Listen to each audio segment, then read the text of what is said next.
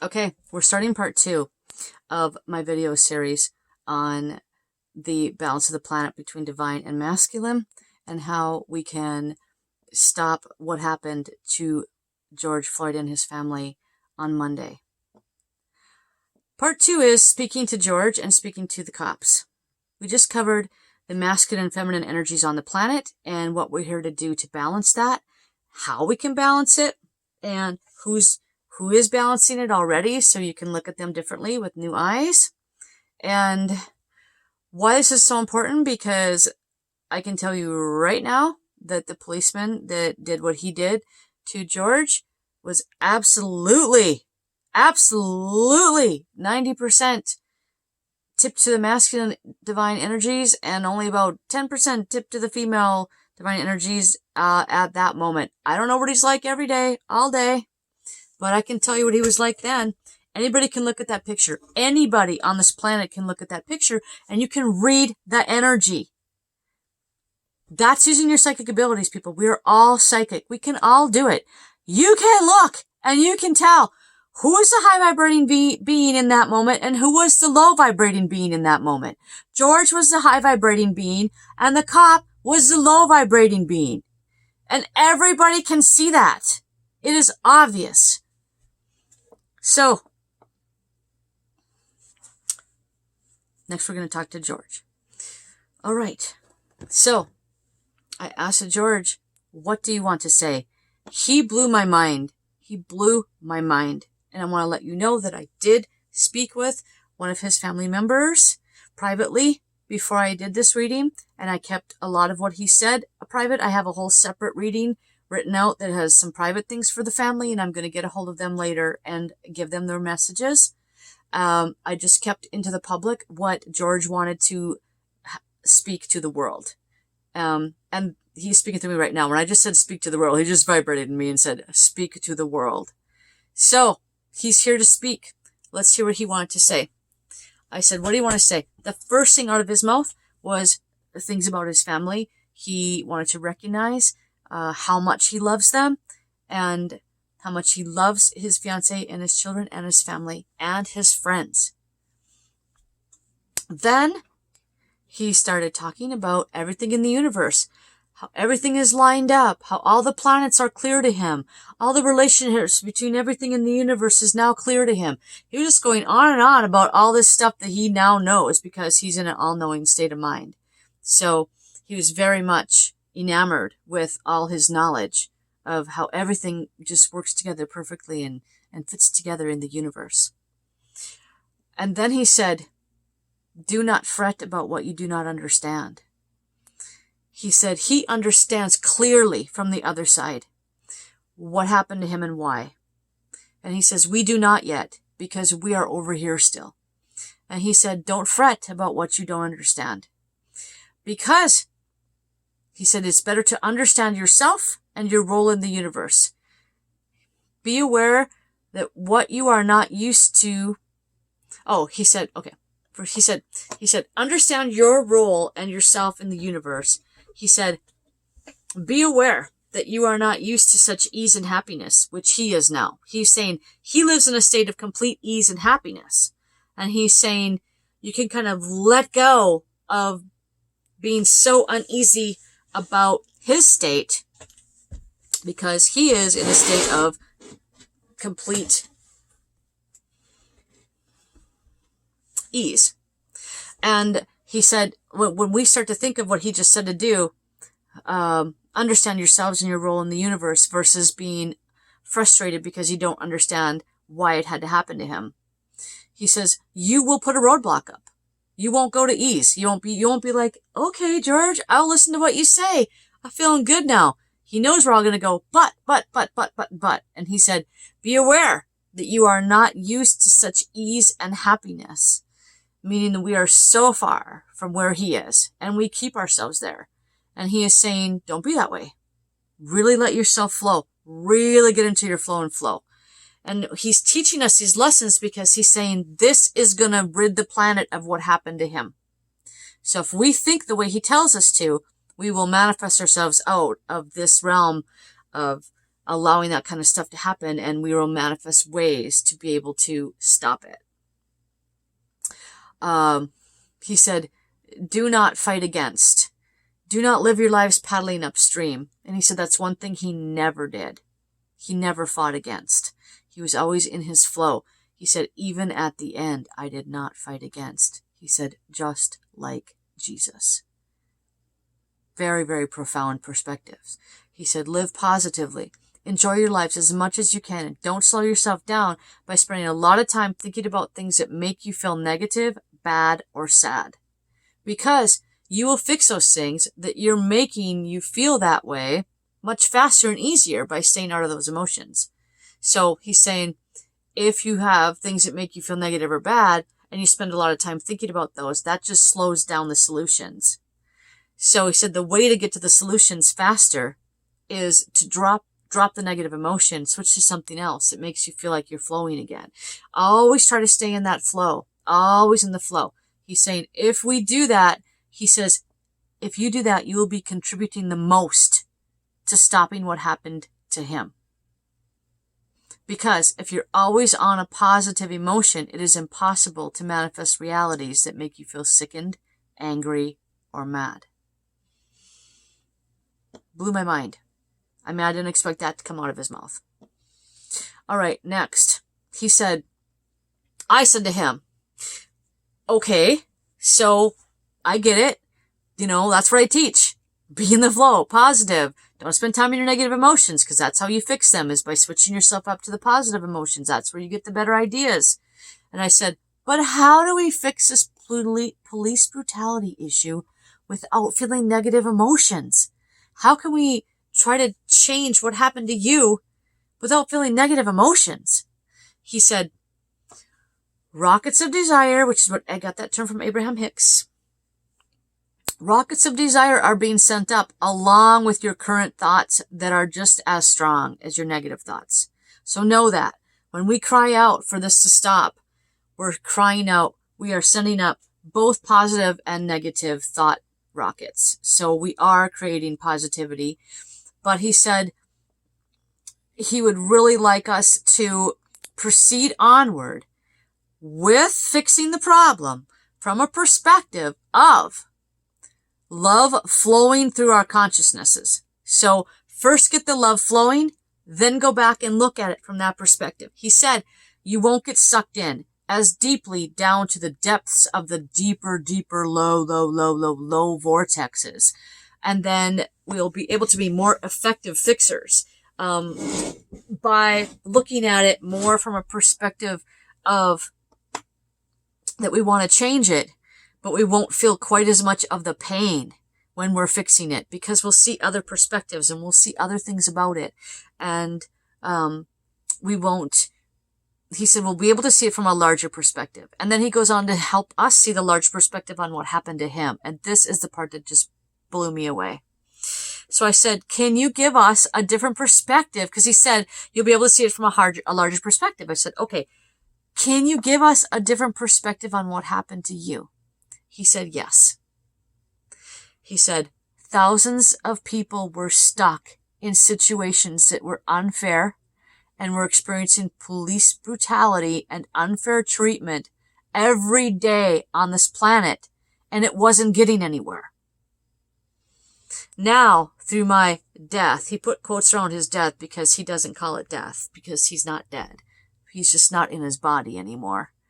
He doesn't like to call it death. But he said, now through my death, things have already shifted to a higher frequency throughout the entire planet.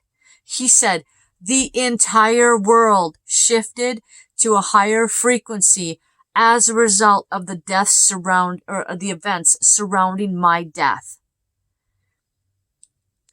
He said I didn't do the shifting, but I was the catalyst. My event was the catalytic event that got things into gear. So he showed me two cards. He showed me one card where everything was leveled off, going back and forth, back and forth, back and forth, back and forth. And that was all this stuff happening, and it wasn't really getting anywhere on the planet. Then he showed, after that, how all the wands are going up, up, up, up, up, up, up, up. So he said, that's why it happened. Because we needed a catalyst to get out of that rut and get it going and get it in gear. So that's what happened. He said,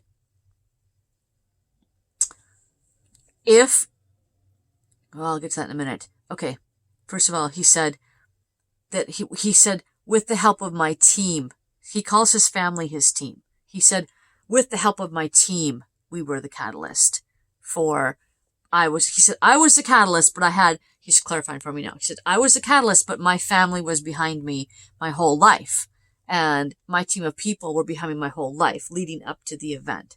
So that's why it happened, how it happened. He said, one of the first things he said to me 2 nights ago was, the world needs to see my face. And here, my friend that lives on the southernmost tip of South Africa posted a still shot of the cop that we have seen around the world. We all know what still shot I'm talking about with George and the policeman. Southern tip of Africa. So, yeah, I think it went around the world in about an hour. And it shifted us all away to from where we were, because no one's accepting it anymore. Everybody on the whole planet is like, this has gotta stop now. And what did I say about the energies of 2020? This is the year where everything starts to shift. Wow. Wow. He said that was timed this year for a reason. He'll get to that in a minute. He said, I said I could read. He started to show me like his energy up there. He is like a very old soul. Very, very, very old soul. Very, very wise soul. He did not need to come to Earth anymore. He came for this assignment. He said he came to help the collective. So, you gotta understand here, all of our thoughts collect together and create the overall reality and the overall frequency of our planet's consciousness. Okay? So he came to help the collective. He didn't come for his own journey lessons, because he's done with those. He's transcended that. He came to help the collective. Well, if you're going to help the collective, you mean the way he did it is pretty much getting the collective consciousness of the entire planet's attention. I mean, that's huge. Much more huge than if he would have survived that incident, right? Or had the incident not happened at all. None of us knew who he was till Monday night, right? We can all see how this is huge. And he also said he's here to bring in more divine feminine. That's why he was here. He just gave me a whoomp up my spine. He's like, yes, that's why I was here. That's why I had such a big, manly, strong body. But yet, my inside consciousness was so balanced with the divine feminine. I was able to be a completely balanced person, but look on the outside like a big, strong man, which is why he died how he did, because we're looking at him going, you're such a big, strong man. How can this be happening to you? How can these cops be getting away with bullying you when you're so strong, but yet you're so weak, powerless against them? But he was so strong. That's what's going on. Geppetto says hi. Hey, Geppetto, get this box off you a little bit. So, is this blowing your mind, you guys? This stuff was just really big. Okay, then, so he said, by leaving, it has a stronger impact than if I stayed. So, that brings in a lot more divine feminine by not, he said, he's just helping me clarify now. Okay, we went through so much information, I can't memorize it all ahead of time, even with my outline. So, he said, let's go back. I'm a person that's perfectly balanced between divine feminine and divine masculine. I could just be here on the planet and go around influence other people like he did, being a really cool guy, saying grace before every meal, praying about really cool things before every meal, and really touching people's souls and hearts, right? And a lot of people are doing that. But he says, I chose to amp it up. I chose to amp it up from there. So I'm that, and I go out with a strong bang to tie in together the divine masculine unbalanced person murders me. What's that going to make the world feel like? It's going to make the world go like, no, this cannot happen anymore. This is absolutely unjust and cannot happen. And we're all screaming it to the top of our lungs. So can you see now how much he helped us? How much he is helping us from what happened to him? Now, he wants me to explain to you guys that some of you might be confused about this. We make these decisions on a soul level. So he made these decisions about this before he incarnated into this lifetime, back when he was still dead before this life. We have a life up there in between lives. We come here many times, many times. And in between our lives, we plan our next life. So he had his discussions with God and the master souls that help plan our lives. And he came back, even though he doesn't need to anymore, because the timing, he just said, and the timing of it too. Okay, I have to tell you the timing.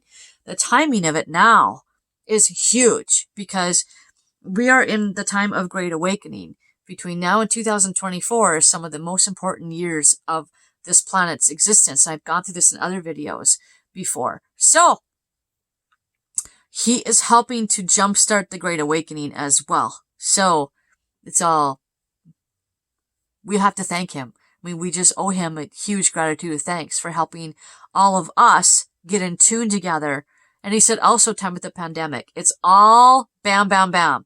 Very, very, very importantly timed because everybody's shifting. Like I said, 2020 is a month, is a year of shifting. Yeah. Okay. So he also wanted to put out next he wanted to put out a specific thank you to the soul that recorded it. And I'm like, yeah, okay, let's get into that. Let's discuss that. Yeah. And he said he had a soul agreement with that person to be there at that time. And that person had a soul agreement from before they were born that they would be there and they'd be lined up with that incident.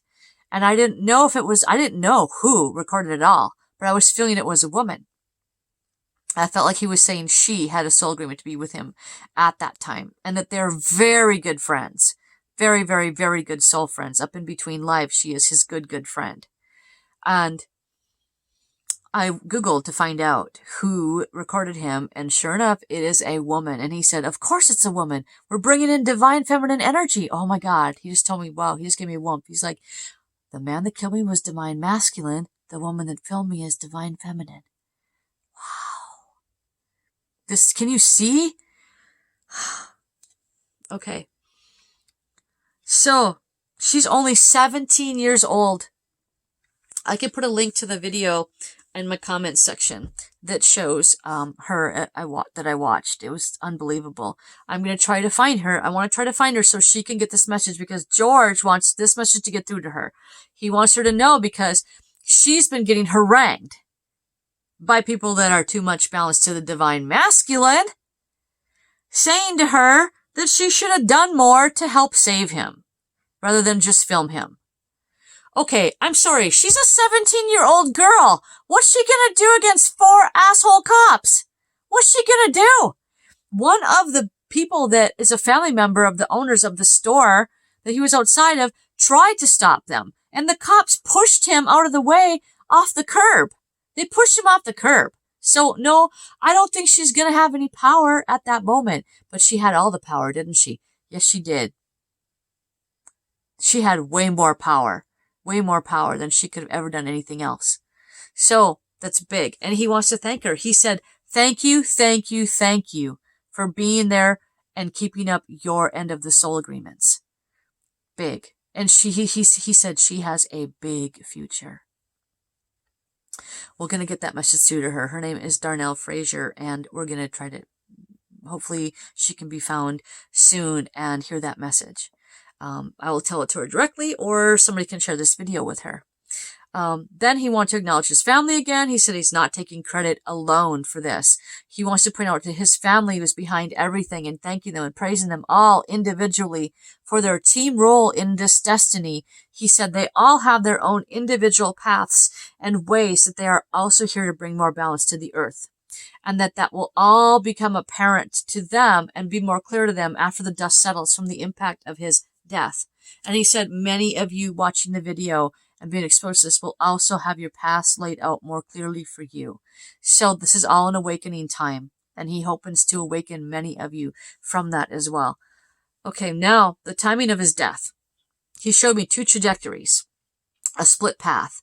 He's here, and there's 2 paths. These are 2 Earths, 2 Earth futures. So let's just say this is the future. I'm going to show you this way. He's here, and he's looking at 2 possible futures that could happen. So going down the pathway this way of 2 futures. Okay?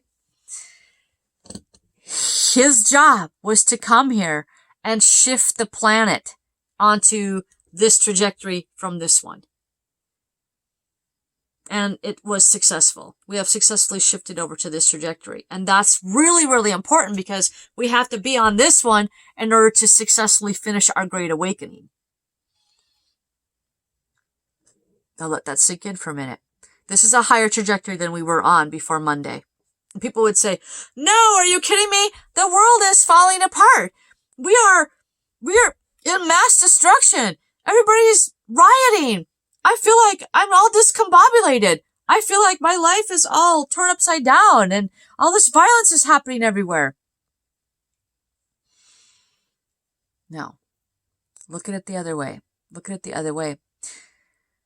We are shifting very quickly and swiftly to a whole new trajectory. We are just going through the acclimation time of it right now.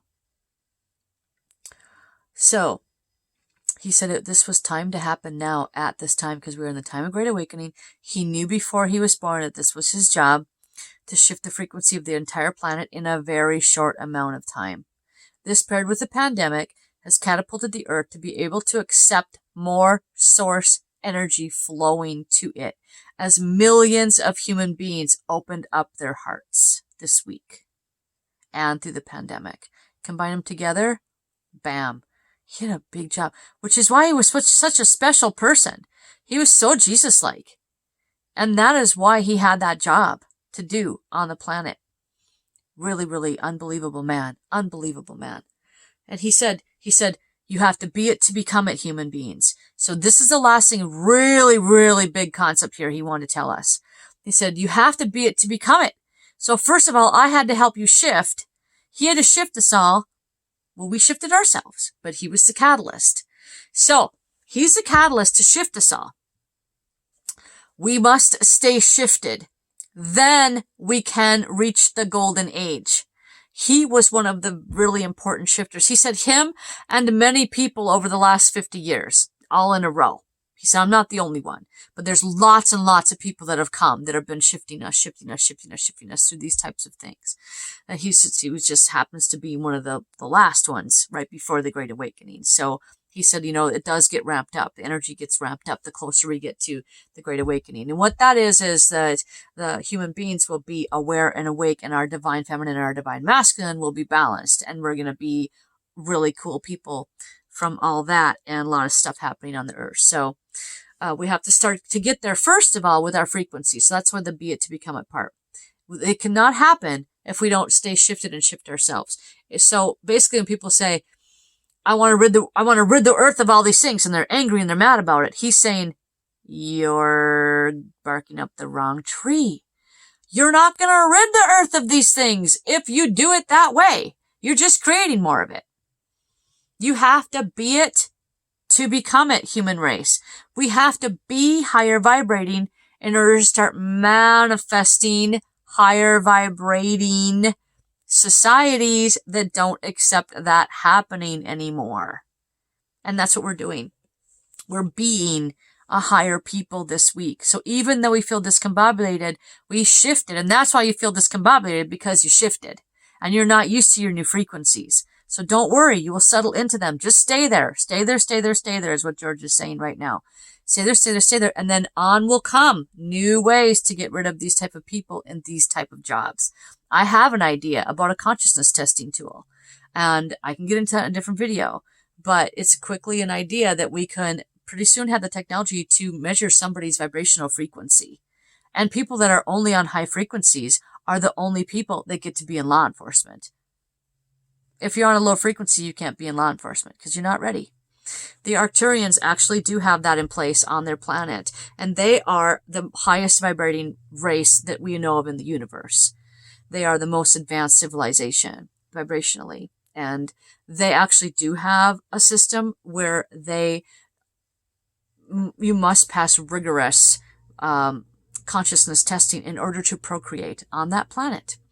And so, yeah, it can be done. You can know where someone's at. You can't fake your frequency. It's impossible. So, we know when people are faking it, don't we? We can see it. When we have a run-in with them, we know which cops are true and working on that job from their heart, and we know which ones are there for the power. You can tell by how they treat you when they pull you over. Right away. Okay. Okay. Is there anything else you want to say in closing? Yes, he's got a couple more things to say, and then I'm going to have to make a part 3 with the other cops, because I'm getting to the end of this again. Okay. Is there anything else you want to say in closing? He said, yes. I had a private message to his family. I wrote it down. They'll get that privately. And secondly, when it's your day, it's your day. He was called back, and he had no choice but to go back. It wasn't up to him. It was up to God. God was calling him back to the other side, and he had no choice. He said he had to carry out what he was born to do. He had to cross over. He had to do the death thing, because that was one of his biggest jobs here in his whole lifetime. He had to do it. And God said, it's time now. You have to come back. So that was it. It wasn't up to him, but kind of up to him, but his soul self agreed with him. He had the discussion. It's not like we wake up one day and go, yeah, God talked to me and said he's going to kill me today. And I said, okay. These are higher self aspects that I'm discussing here. Not your, that sometimes your lower self does discuss it too, but that's a whole nother video as well. Okay. Lastly, he had some more private things to say to his family, but for sure he wants to convey his love. And lastly, to the world, he says, although it may feel uncomfortable at first, identify and express your emotions. This is why the cop killed him, because he could not do that properly. He did not properly learn to identify and express his emotions properly. Could be something from earlier in life. Yeah. So he said that's why he acted to me. And so everybody on the planet really work on that. He says, although it may feel uncomfortable at first, learn to identify and express your emotions. Big. Okay. Now I'm going to do a quick part 3. This is going to be shorter than these two. The part 3 is not that long, but it's just that my phone's probably going to cut me off again. So we're going to cut back up. George does jump back in again in the part 3 with the cops, but this is a good stopping point. So we're going to stop and continue. Okay.